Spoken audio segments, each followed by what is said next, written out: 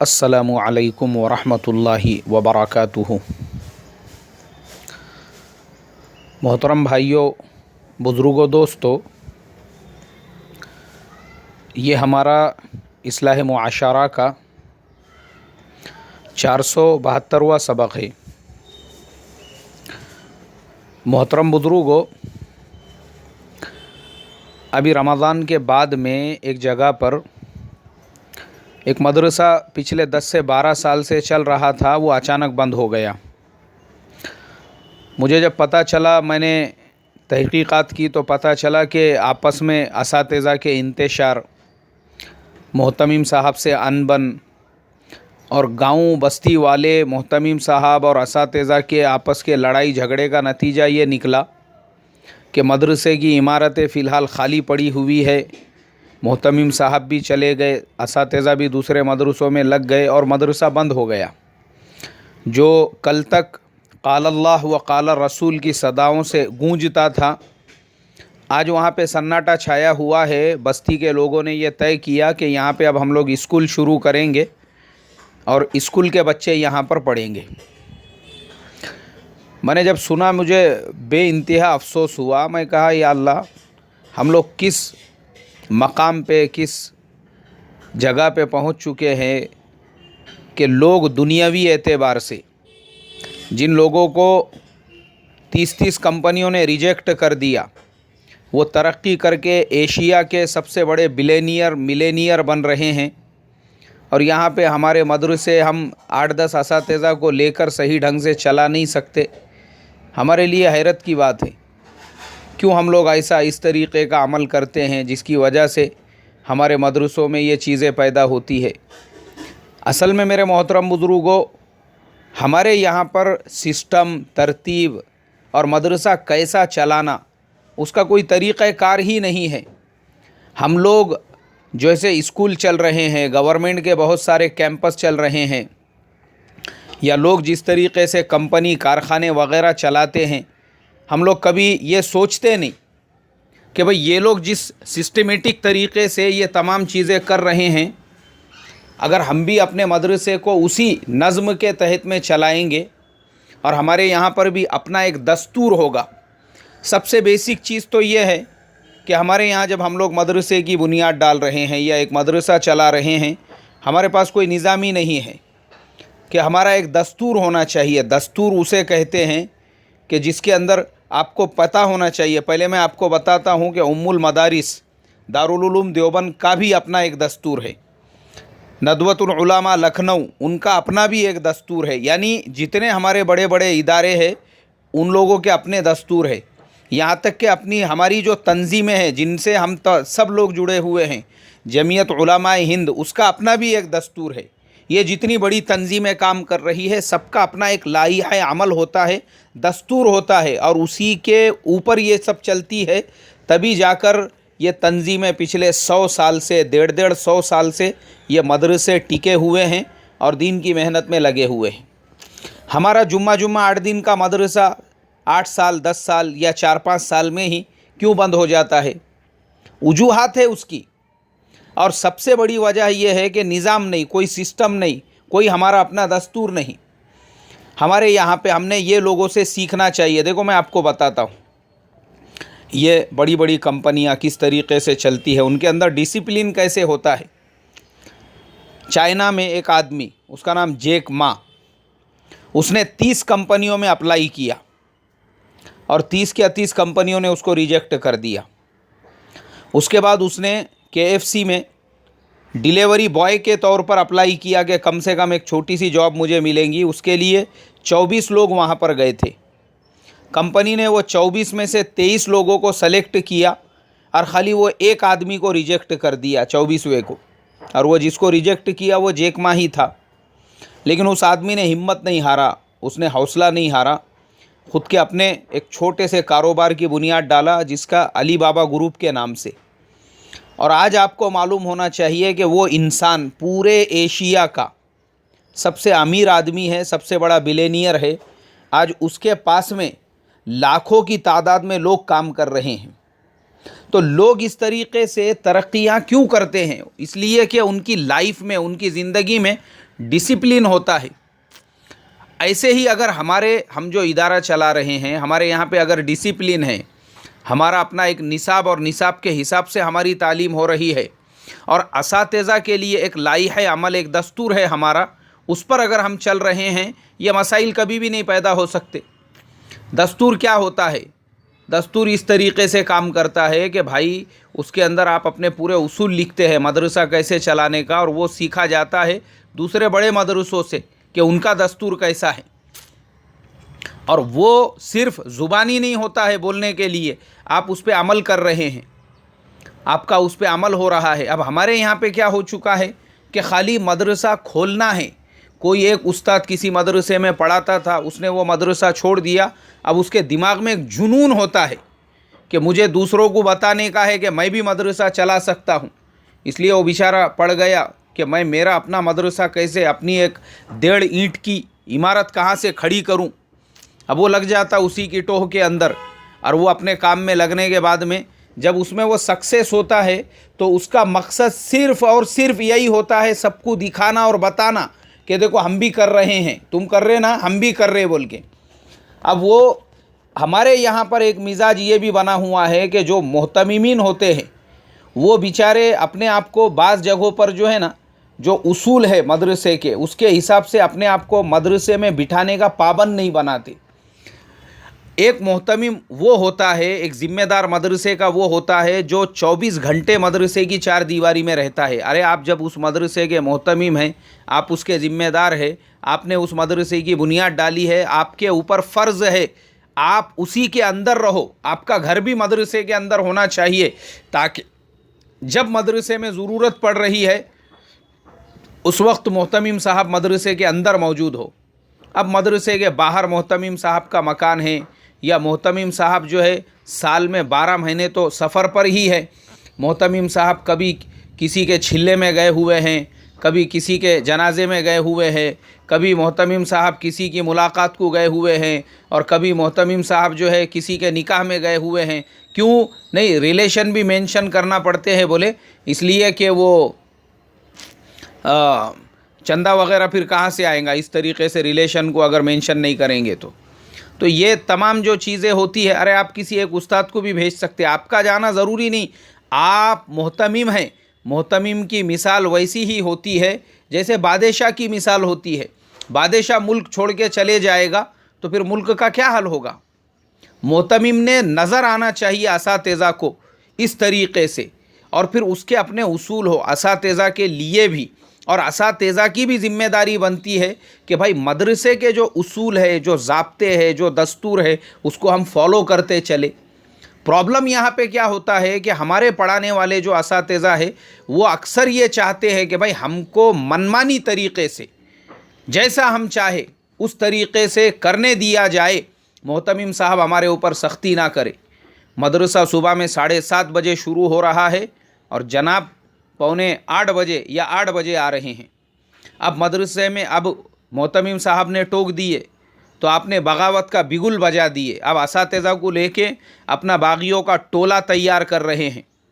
क्या यार बहुत ही दादागिरी चल रही, बोले इसकी, अरे तुरे से बाप का माल समझ के बहुत ही दादागिरी चल रही, बोले इसकी। अरे 15 मिनट लेट ने खुद तो फिरता बोले इधर उधर, और मैं खाली 15 मिनट लेट आया ना, देखो बोले मेरे बारे में जो है मुझे ऐसा डांटा, मुझे ऐसा बोला। ये सुनने वाले नहीं, ठीक है मैं सदर साहब को मिलता बोले आज दोहर की नमाज में। अब वो जाके उंगली कर रहा है, मदरसे के जो सदर है, जो कमेटी के, जो ट्रस्ट के लोग हैं, उनको खुजा रहा है जाके। ये बागियाना मिजाज हमारा पैदा होता है। हालांकि ये इंसान ये नहीं सोचता कि अरे भाई ये जो दुनिया में कंपनियां, कारखाने वगैरह जो चल रहे हैं, वहाँ पे बाज़ाब्ता एक कार्ड होता है हर आदमी को दिया हुआ, और जो टाइमिंग है उससे 5 मिनट पहले आपने वहाँ पे आ जाना चाहिए। और अगर आप नहीं आते हैं उसके बाद में वहाँ पे कुछ उसूल है बने हुए। अगर आप 15 मिनट लेट आते हैं तो आपकी आधे दिन की तनख्वाह काटी जाएगी। आप इतनी देर लेट आते हैं तो आपकी पूरे दिन की तनख्वाह काटी जाएंगी। आपको बाज़ाब्ता वो कार्ड जो है गेट के ऊपर लगाकर उसमें आपका टाइमिंग कंप्यूटर के अंदर आ जाता है। उसके बाद आपकी एंट्री होती है, और आपने 9 घंटे वो पूरे कैंपस के अंदर गुजारना।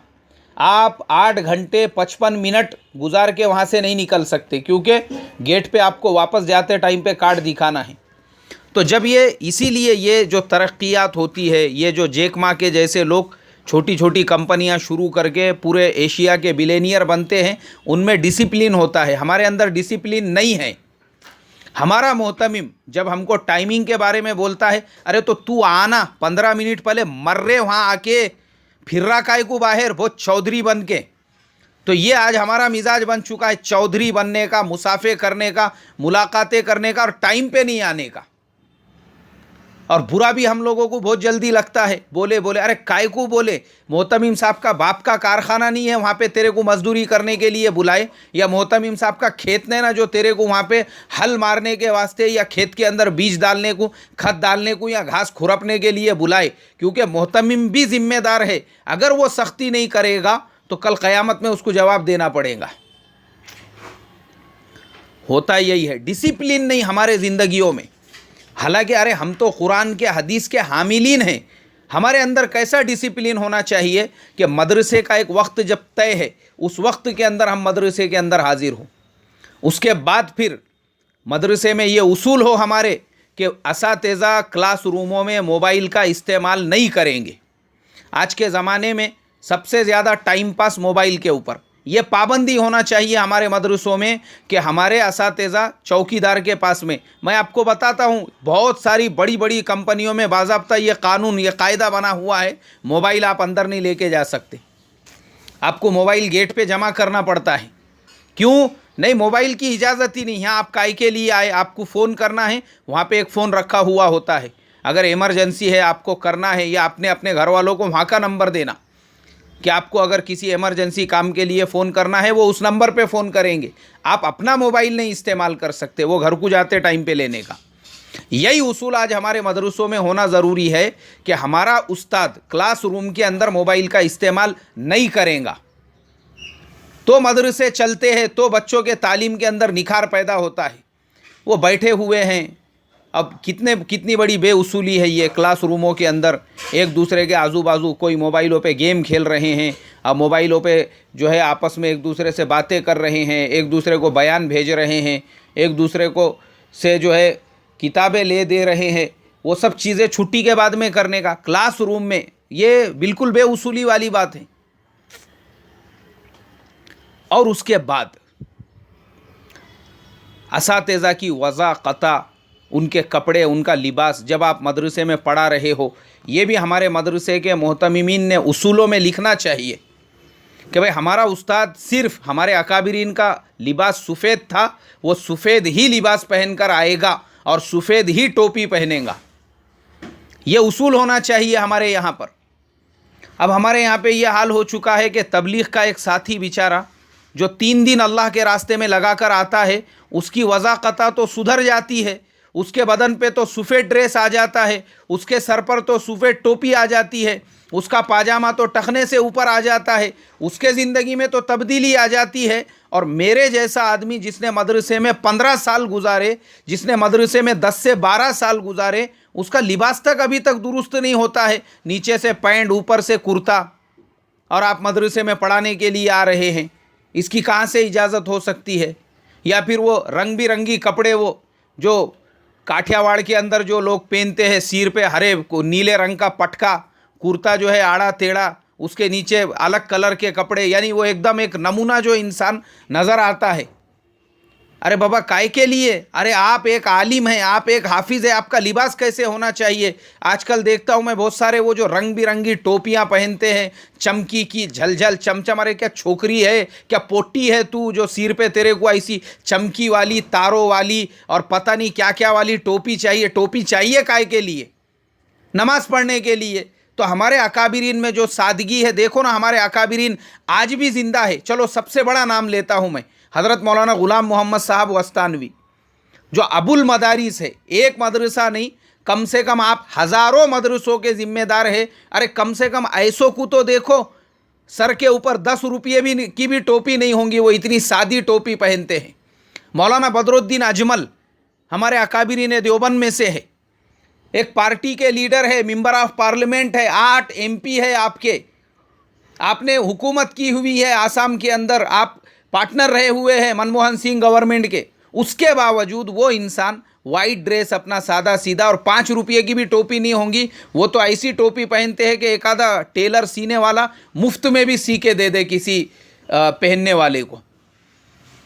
اور دوسرے ہمارے بڑوں کو دیکھو, حضرت مولانا ارشد مدنی صاحب, حضرت مولانا مفتی سعید الرحمن صاحب پالن پوری, ہمارے اور مفتی سعید الرحمن صاحب اعظمی محتمم دارالعلوم ندوۃ العلماء لکھنؤ, حضرت مولانا علی میاں صاحب, یہ جتنے ہمارے جو گزرے ہوئے بھی اکابرین ہیں, دیکھو ان کی زندگیوں کو. اور میرے شیخ, میرے مرشد, میرے پیر حضرت قاری صدیق احمد صاحب باندوی رحمۃ اللہ علیہ کو میں نے دیکھا, سادگی کی وہ مثال جو ہم بیان نہیں کر سکتے.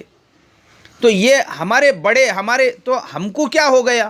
آج کل میں دیکھتا ہوں جو پڑھانے کے لیے آتے ہیں, سیر پہ وہ افغانستان کے جو پٹھان جو بکریاں چراتے پھرتے نا پہاڑوں کے اندر, ان کے سروں پہ وہ جو ٹوپی رہتی وہ گول تٹائی, ارے کائے کو پہن رہا, گرمی کے دنوں میں پھوڑے آئیں گے سیر کے اوپر.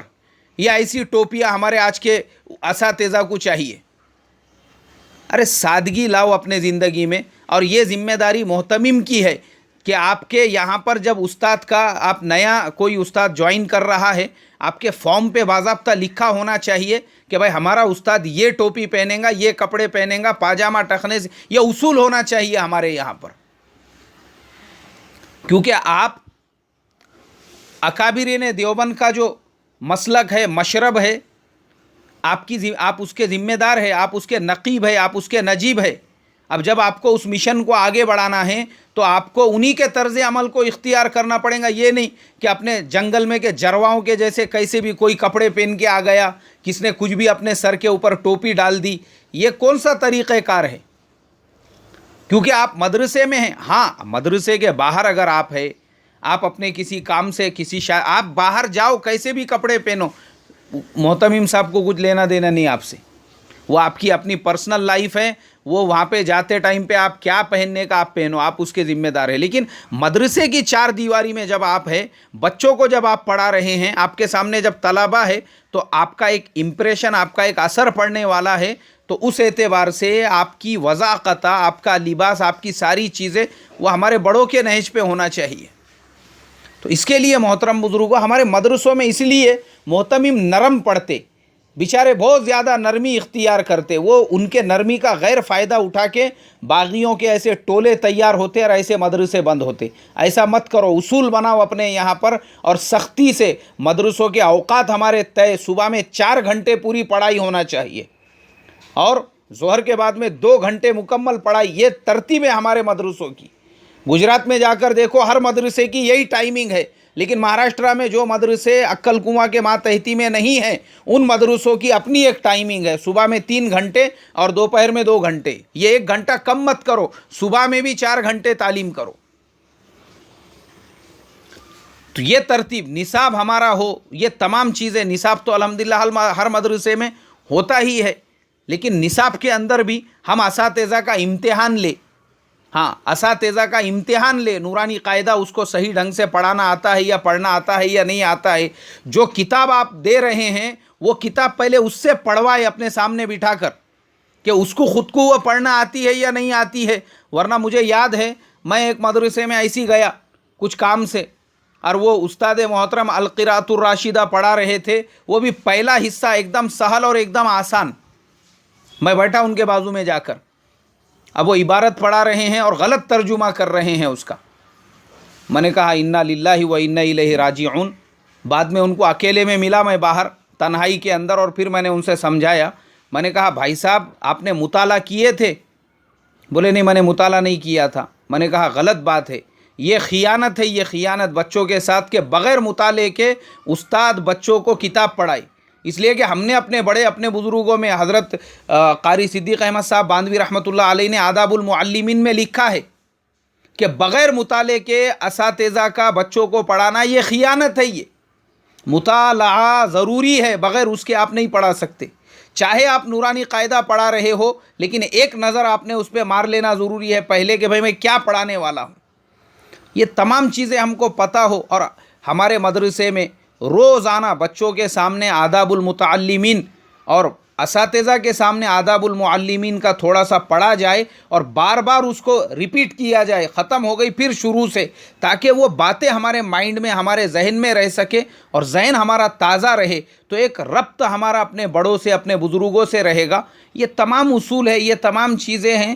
بس اللہ تعالیٰ سے دعا یہی کروں گا، اللہ تعالیٰ مجھے آپ کو عمل کی توفیق عطا فرمائے اور اپنے بڑوں کے نہج پر ہم لوگوں کو، جیسے انہوں نے چھوٹے سے پودے کو گلشنوں اور گلستانوں میں تبدیل کیا، اسی طریقے سے چلنے والا، اور جو اساتذہ ہیں ان کو اپنے مدرسے کے اصول اور محتمم صاحب کی تابع داری کرنے والا بنائے، اور ہمارے مدرسوں کو اللہ تبارک و تعالی خیر و عافیت اور پوری دنیا میں، پورے عالم میں ہدایت کے پھیلنے کا ذریعہ بنائیں۔